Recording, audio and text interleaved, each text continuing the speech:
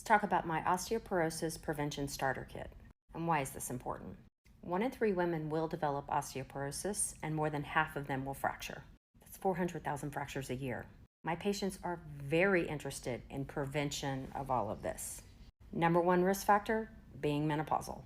That's unavoidable, so what do we do in the meantime? So let's talk about lifestyle and then pharmacology. The evidence shows us that women who have low vitamin D intake and low calcium intake are at higher risk. If you don't have a routine vitamin D level drawn at your next well-woman exam, I would ask for one. Now, you can safely take 4,000 IUs of vitamin D per day without worries of toxicity. Vitamin K and magnesium will increase the absorption here.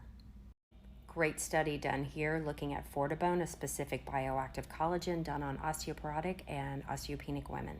With no other pharmacologic intervention, these women showed improvement in both the spine and femur with consistent Fortibone use 5 grams per day done over 5 years. Creatine supplementation done with resistance training did show improvement in bone density as well.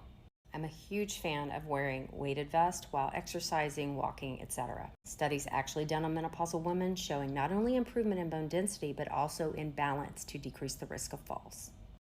I have a full blog about this. Now for pharmacology, the best pharmacologic prevention and intervention is likely going to be menopausal hormone therapy that contains estrogen or estradiol.